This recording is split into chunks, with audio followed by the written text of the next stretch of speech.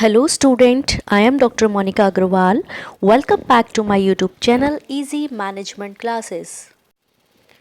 आज हम public finance के चैप्टर टैक्सेशन सिस्टम की स्टडी करेंगे। इस वीडियो में हम meaning and definition of taxation, features और characteristics of taxation, elements of taxation, objectives of taxation, qualities और characteristics of a good taxation system, features of Indian tax system and canons of taxation की study करेंगे।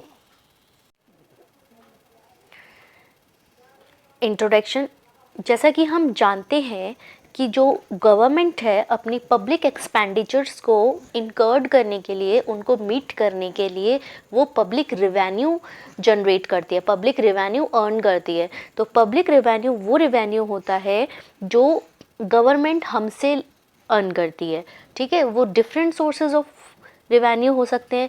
Tax के through हमसे revenue ले सकती है, या फिर वो ऐसे कोई भी प्रोडक्ट सेल करके हमसे रेवेन्यू ले सकती है। किसी भी तरीके से जब गवर्नमेंट हमसे पैसा लेती है अपने एक्सपेंडिचर्स को मीट करने के लिए, उसको हम पब्लिक रेवेन्यू बोलते हैं।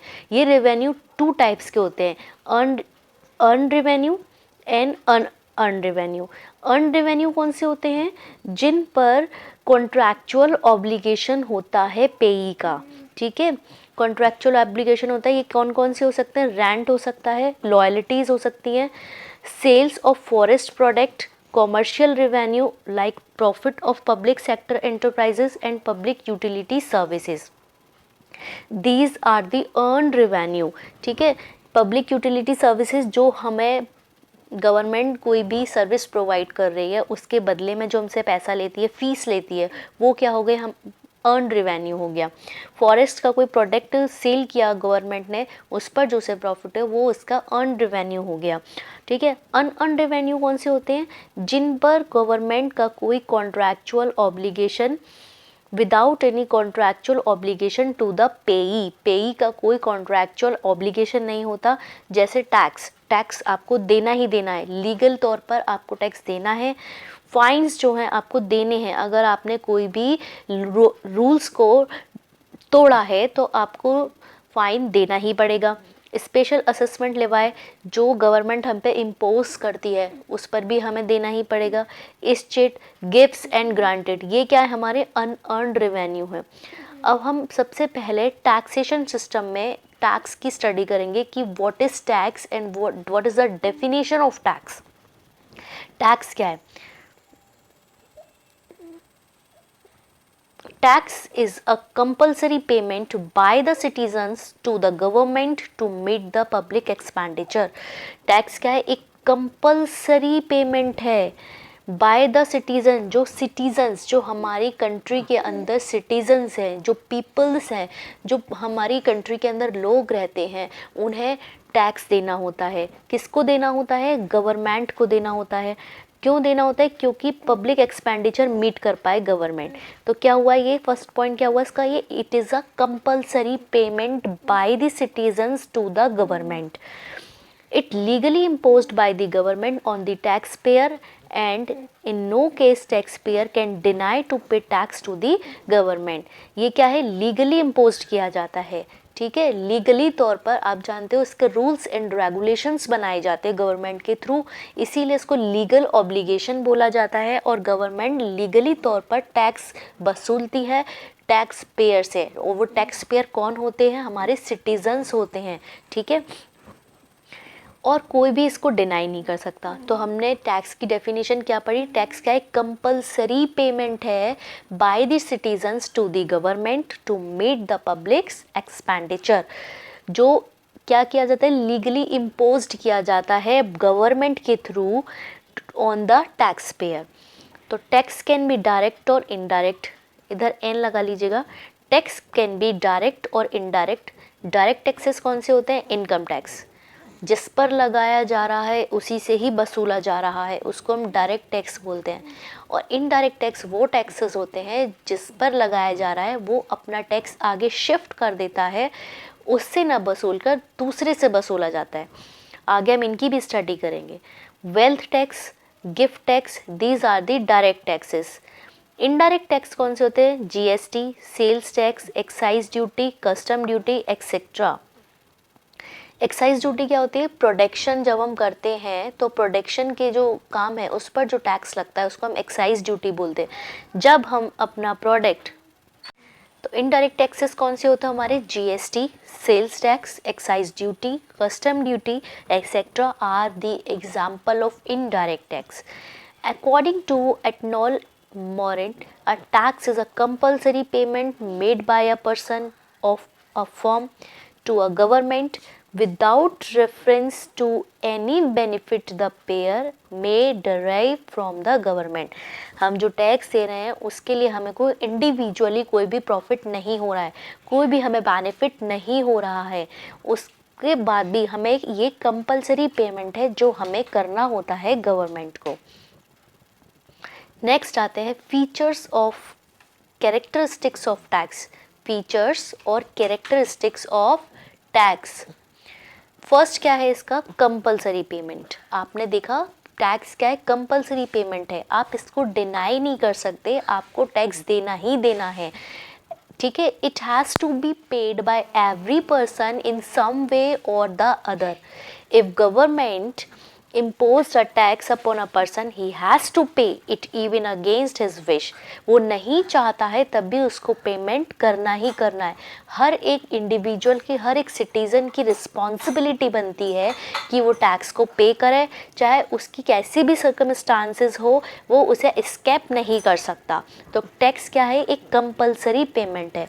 सेकंड क्या है? Public welfare. पब्लिक वेलफेयर क्या है? Tax revenue spend for the general और कॉमन बेनिफिट्स। पब्लिक वेलफेयर, ठीक है। टैक्स का मेन मोटिव क्या होता है? ये यहाँ पब्लिक को वेलफेयर या बेनिफिट्स प्रोवाइड करती है। It does not benefit any single individual in particular, rather entire society is benefited bye it, ठीक है। जो हम टैक्स पे कर रहे हैं, हम इंडिविजुअली टैक्स पे कर रहे हैं, लेकिन उसका जो बेनिफिट है हमें इंडिविजुअली नहीं मिल रहा। उस टैक्स का बेनिफिट हमें मिलेगा, पूरी सोसाइटी को मिलेगा।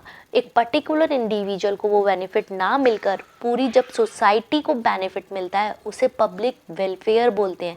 इट मीन्स जो टैक्स है उसका बेनिफिट ओवरऑल सोसाइटी को मिलता है, पर्टिकुलर इंडिविजुअल को नहीं मिलता। No direct services. थर्ड इसका फीचर क्या है? इसकी कोई डायरेक्ट सर्विस नहीं है, ठीक है। The tax is not in any way related to the benefit received from the government expenditure and the tax payer can not except any benefit from the government in proportion the tax paid by him.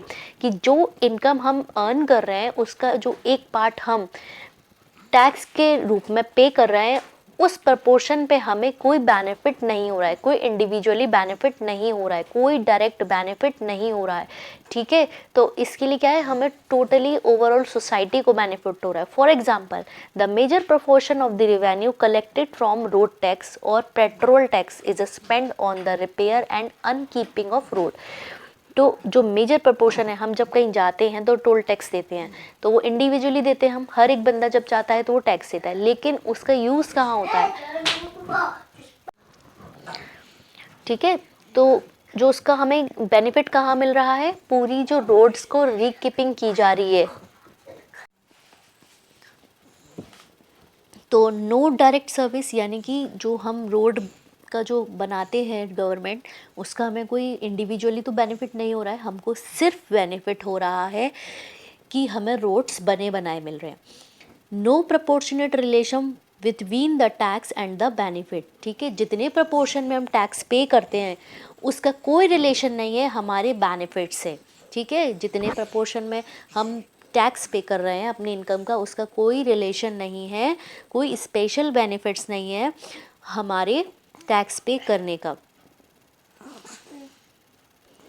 Payment of tax is personal responsibility of an individual. जो payment of tax है personal responsibility है, हमारे हर एक individual की responsibility है कि हम tax को पे करें, हमारे ऊपर एक लीगल ऑब्लिगेशन है कि हमें टैक्स को पे करना है, ठीक है। Payment of tax is personal responsibility to individual, tax has to be paid by a person even though the basis of its impositions may be good. ठीक है, अगर हम कोई गुड भी खरीदते हैं तो उस गुड को जो हम प्राइस देते हैं उसमें भी हम एक सेल टैक्स देते हैं, जीएसटी देते हैं।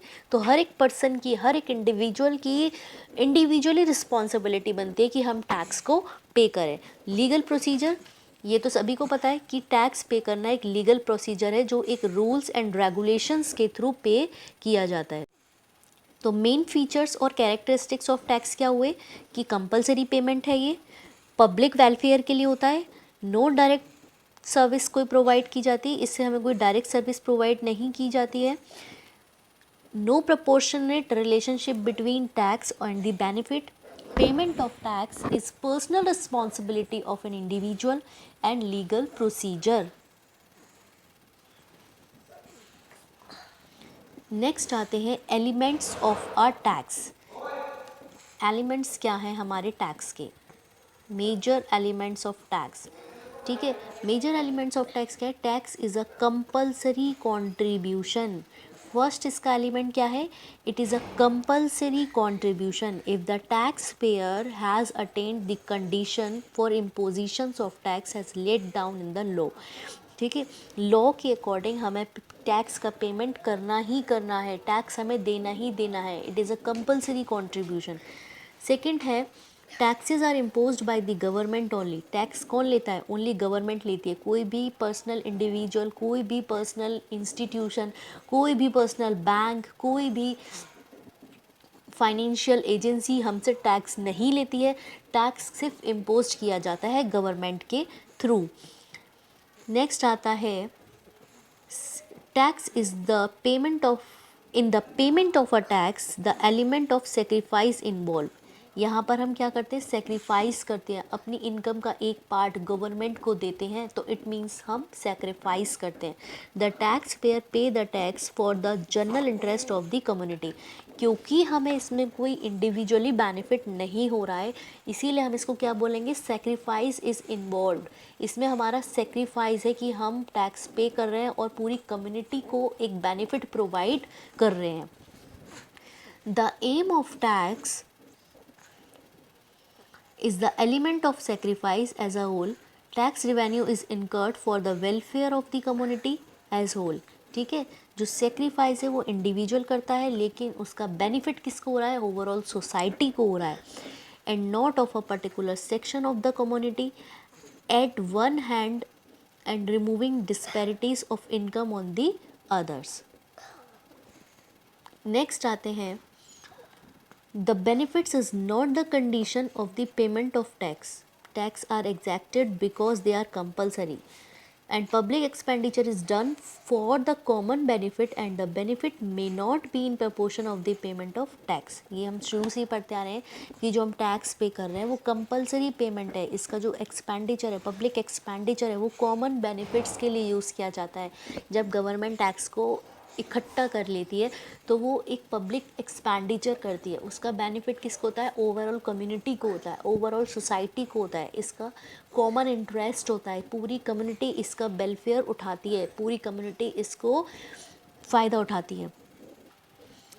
टैक्स में बी असेस्ड ऑन इनकम और capital but they are actually paid out of income. Tax किस पे लगाया जाता है, इनकम पे भी लगाया जाता है और आपका कैपिटल पे भी लगाया जाता है, जो आप capital gain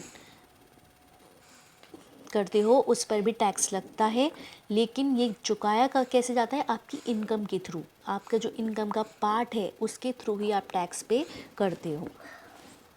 the tax may be imposed upon individual और प्रॉपर्टी और commodities but they are actually paid by individual. Tax किस पे इम्पोज किया जाता है, इंडिविजुअल की प्रॉपर्टी पे, कमोडिटीज़ पे, लेकिन पेड किसके थ्रू किया जाता है, इंडिविजुअल के through. It is a legally collection. ठीक है, यहाँ पर रूल्स एंड रेगुलेशंस होते हैं गवर्नमेंट के और ये लीगल ही इम्पोज किया जाता है पेई पर। नेक्स्ट आते हैं objective of taxation. Main objectives क्या है टैक्सेशन के, टू गेट इनकम। फर्स्ट आप इजीली याद कर सकते हो, टू गेट इनकम। टैक्स के थ्रू गवर्नमेंट इनकम ही तो अर्न कर रही है, टैक्स के थ्रू गवर्नमेंट पैसा अर्न कर रही है जिसको पब्लिक एक्सपेंडिचर के थ्रू पब्लिक वेलफेयर प्रोवाइड करती है। नेक्स्ट आता है to regulate and control. Regulate and control कैसे करती है गवर्नमेंट? अगर मान लो किसी भी चीज़ पे कंट्रोल करना हो तो टैक्स हाई लगा देगी उस पर, और किसी भी चीज़ को ज़्यादा से ज़्यादा कंज्यूम करवाना हो सिटीजन्स के थ्रू तो वो उनके टैक्स की रेट कम कर देगी।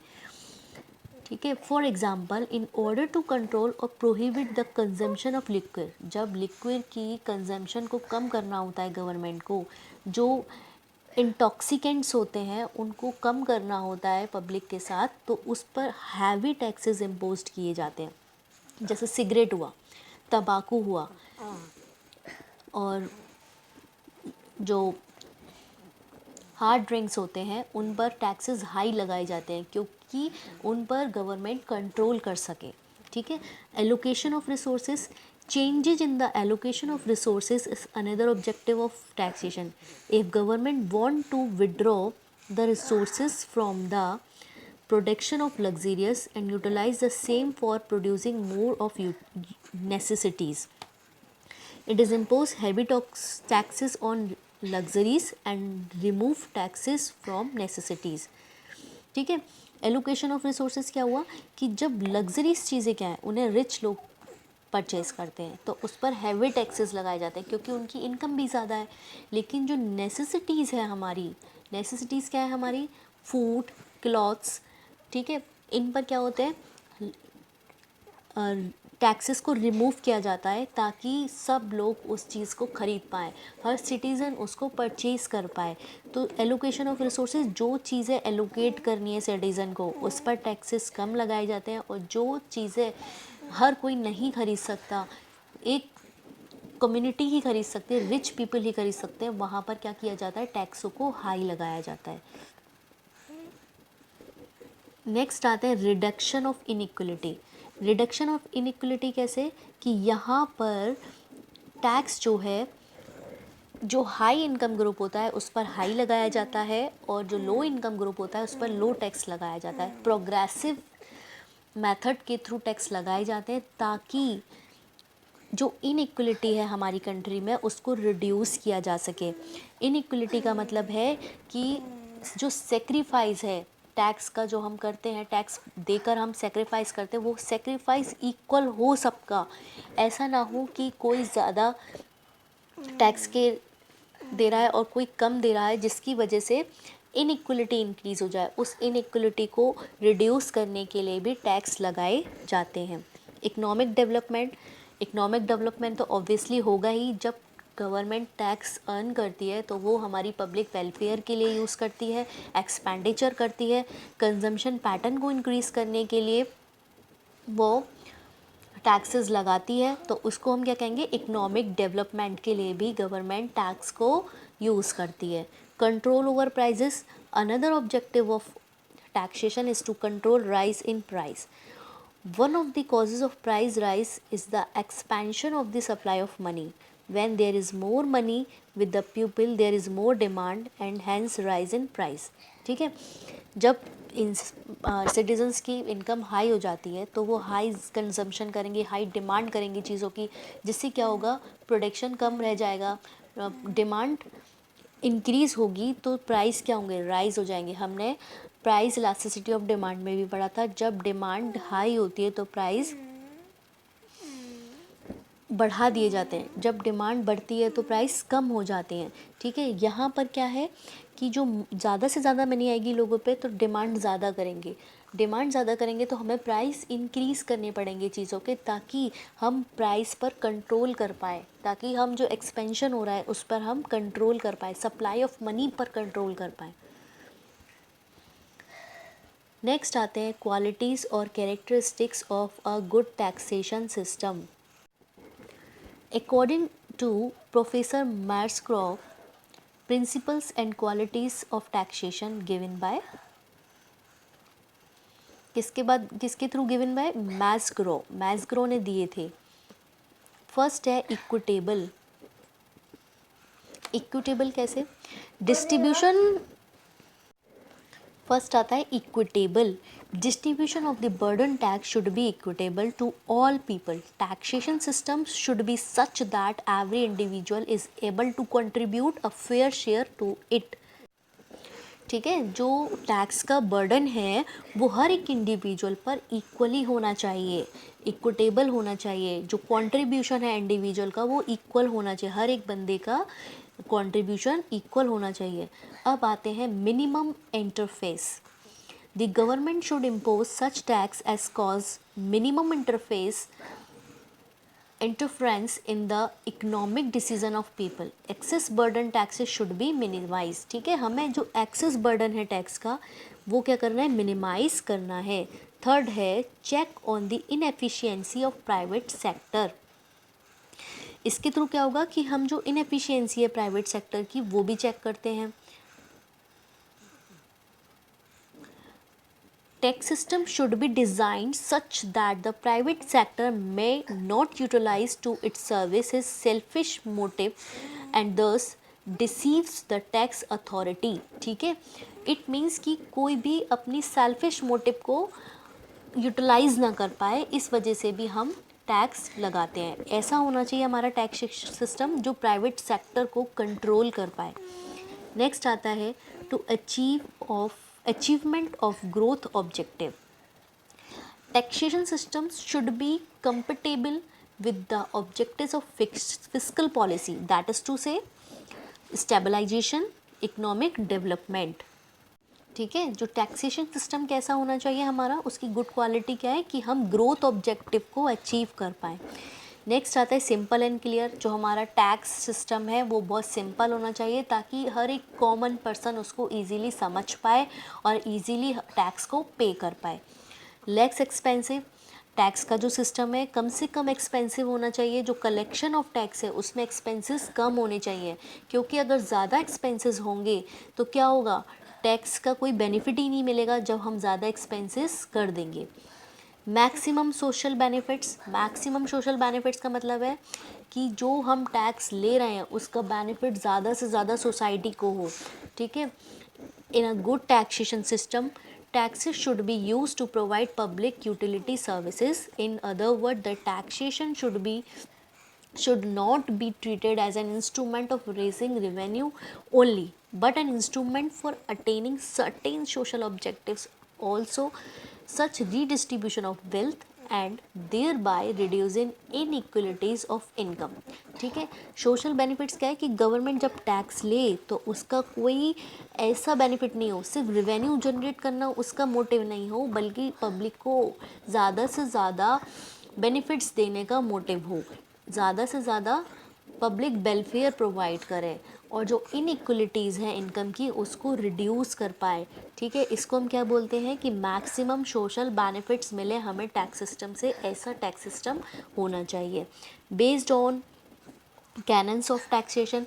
Based on canon of taxation कैसे होते हैं कि जो टैक्सेशन सिस्टम है, जो हमारे कैनन्स दिए हुए हैं, कैनन्स मीन प्रिंसिपल्स जो दिए हुए हैं, प्रिंसिपल्स किसने दिए टैक्सेशन की, एडम स्मिथ ने दिए।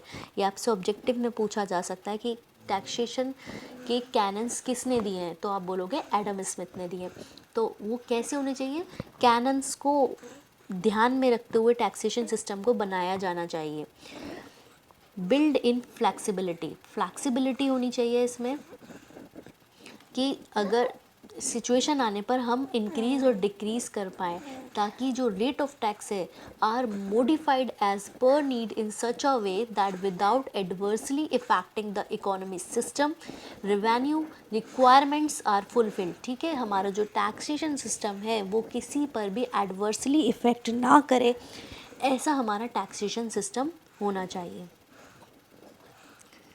बैलेंस्ड होना चाहिए कि जो टैक्सेशन सिस्टम है वो कैसा होना चाहिए, बैलेंस्ड होना चाहिए। It means that taxation system should have a balanced mixed of all types of tax.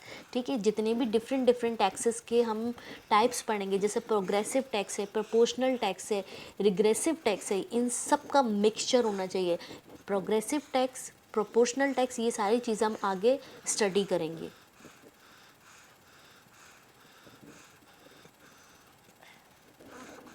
Next है universal applications of tax. Tax कैसा होना चाहिए, यूनिवर्सल एप्लीकेबल होना चाहिए, हर जगह हम उस टैक्स के बारे में जानते हों, यूनिवर्सली एक ही रूल्स एंड रेगुलेशंस को फॉलो किया जाना चाहिए। नेक्स्ट है increase in revenue of the government with the increase in national income. जब गवर्नमेंट का रेवेन्यू इंक्रीज होगा तो उसके प्रपोर्शन में हमारी नेशनल इनकम भी इंक्रीज होनी चाहिए। हमारा टैक्सेशन सिस्टम कैसा होना चाहिए, जो हमारी नेशनल इनकम को इंक्रीज कर पाए, ठीक है। नेक्स्ट आते हैं features of Indian tax system. जो हमारी इंडिया का टैक्स सिस्टम है उसके फीचर्स क्या हैं। It is very important topic for your examination purpose कि आपको features of Indian taxation system पता होना चाहिए। फर्स्ट है मल्टीपल टैक्सेशन सिस्टम, ठीक है। इंडिया में क्या है, मल्टीपल टैक्सेस लगाए जाते हैं, जैसे डायरेक्ट टैक्स लगाए जाते हैं और इनडायरेक्ट टैक्स लगाए जाते हैं। डायरेक्ट टैक्स कौन कौन से होते हैं, वेल्थ टैक्स है, इनकम टैक्स है, डेट ड्यूटी है, कॉर्पोरेशन टैक्स है। इनडायरेक्ट टैक्स कौन से हैं, जीएसटी हो गया, एक्साइज ड्यूटी हो गया, कस्टम ड्यूटी हो गया, एंटरटेनमेंट टैक्स हो गया, पैसेंजर टैक्स हो गया। These are multiple taxation system in Indian taxation system. Second आता है predominance of indirect tax. It means जो इंडिया का ओवरऑल स्ट्रक्चर है टैक्स का वो ज़्यादातर इनडायरेक्ट टैक्स पर डिपेंड है, ठीक है। ज़्यादातर टैक्सेस कैसे होते हैं, इनडायरेक्ट होते हैं, तो predominance of indirect tax. Third आता है only a few taxes rule the roast. Although central and state government in India have levied a host of taxes, yet from the point of view revenue, only few taxes are ruling the roost. Among the indirect tax at the central level, corporation tax and income tax are most important sources of revenue. ठीक है, जो rules हैं वो few tax हैं हमारे यहाँ, तो इसको हम क्या बोलेंगे कि जो हमारी जो इनकम है वो ज़्यादातर किससे मिलती है, हमें इनकम टैक्स से मिलती है, कॉर्पोरेशन टैक्स से मिलती है, और जो इनडायरेक्ट टैक्स है उनके थ्रू हमें इनकम मिलती है। नेक्स्ट आते हैं प्रिंसिपल्स ऑफ प्रोग्रेशन। जो इंडियन टैक्स सिस्टम है वो प्रोग्रेशन का नियम फॉलो करता है। Direct taxes are progressive in nature. Person with low income are taxes are low rates and those with high income are taxes at high rate. ठीक है, low income group को लो tax देना होता है और हाई इनकम ग्रुप को high tax देना होता है। इसे कहते हैं हम progression tax system. Some indirect taxes are levied on the principle of progression through a limited extent. Goods consumed by low income group are either exempted from taxes or taxes at a low rate. On the other hand, luxurious goods and goods consumed by high income group are heavily taxes. ठीक है, जो necessities हैं, जो low income group है उनके लिए क्या किया जाता है कि टैक्स को एग्जैम्प्ट कर दिया जाता है या फिर उनसे लो रेट पे टैक्स लिया जाता है। लेकिन जो हाई इनकम ग्रुप है, जो लग्जरीज गुड्स हैं, उन पर टैक्स हाई लगाए जाते हैं क्योंकि वो हाई इनकम ग्रुप ही प्रेफर करता है। Sectoral imbalance. Indian tax system suffer from sectoral imbalance. Burden of tax in agriculture sector is very light in compare to industrial and territory sector. ठीक है, सेक्टोरियल समझते हो, एग्रीकल्चर सेक्टर हो गया हमारा, इंडस्ट्रियल सेक्टर हो गया हमारा। तो यहाँ पर क्या है, एग्रीकल्चर सेक्टर पर जो टैक्स का बर्डन है वो बहुत कम है as compare to industrial sector. I hope आपको अब तक का वीडियो समझ आ गया होगा। अब इस टॉपिक में हम लास्ट टॉपिक करने वाले हैं, canon of taxation. Cannons of taxation मैंने आपको बताया था, जो कैनन्स हैं, जो प्रिंसिपल्स हैं टैक्सेशन के, वो किसने दिए हैं, एडम स्मिथ ने दिए हैं। फर्स्ट कैनन क्या है, इक्विटी। इक्विटी मतलब इक्वल, यानी इक्वल का मतलब ये नहीं कि सब पर इक्वली टैक्स लगाया जाए, नहीं, इक्विटी का मतलब है, सबसे पहले इस चीज़ को ध्यान रखो कि इक्विटी का मतलब यहाँ पर ये नहीं है कि टैक्स हर पर्सन को इक्वल टैक्स देना है। कैनन ऑफ इक्विटी क्या होती है कि जो people of every state should pay their share in proportion or to their individual abilities, which means that they should pay tax proportionate to that income which they respectively get under the government security. This means that people should pay tax according to their capacity. Equity does not mean that all should pay tax equal. In fact means that every one should make equal sacrifice. यहाँ पर equity की बात क्या कर रहे हैं हम, कि हर एक बंदा इक्वल टैक्स पे नहीं कर रहा है, हर एक बंदा इक्वल सेक्रीफाइस कर रहा है। यानी हर एक बंदा, हर एक सिटीज़न अपनी कैपेसिटी के अकॉर्डिंग टैक्स पे कर रहा है। अगर रिच पीपल हैं उन पर टैक्स रेट हाई लगाए जाते हैं और पुअर पीपल पर कम रेट से टैक्स लगाया जाता है, तो उसको हम क्या बोलते हैं, प्रोग्रेशन रेट के अकॉर्डिंग टैक्स रेट लग रहा है। ये क्या है, कैनन ऑफ इक्विटी है, जहाँ पर हर एक इंडिविजुअल इक्वली सेक्रीफाइस कर रहा है, हर एक इंडिविजुअल अपनी कैपेसिटी के अकॉर्डिंग टैक्स पे कर रहा है। नेक्स्ट आते हैं canon of certainty. Canon of certainty means कि there should be certainty regarding taxes. Adam Smith says the tax which each individual is bonded to pay ought to be certain and not arbitrary. The time of payment, the manner of payment, the quantity to be paid ought to be clear and plain to the contributor and to every other person. यानी certainty क्या है, जो payment का time है, जो manner of payment है, जो way of payment है, जो क्वांटिटी ऑफ पेमेंट है, वो क्या होना चाहिए, सर्टेनिटी होनी चाहिए, बार बार बदलनी नहीं चाहिए, वो फिक्स्ड होनी चाहिए according to rules and regulations. इसे कहते हैं कैनन ऑफ सर्टेनिटी। नेक्स्ट आता है canon of convenience. Canon of convenience क्या कहता है कि tax payer also be keeped in mind while imposing tax. The convenience of the taxpayer also be kept in mind while imposing tax. In another word of Adam Smith, every tax ought to be levied at the time and in the manner in which it is most likely to be convenient for the contributor to pay it. यानी individual की convenience के according tax हमें लगाने चाहिए।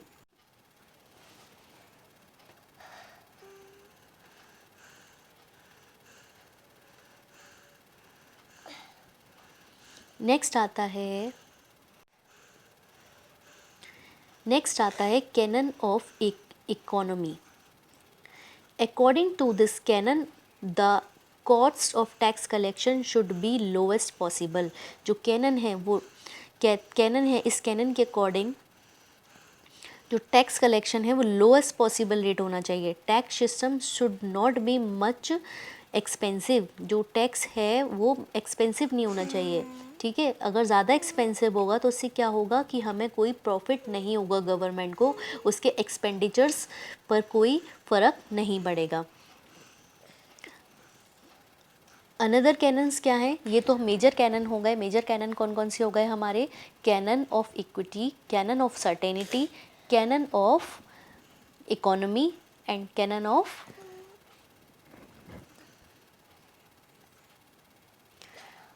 Convenience, ठीक है।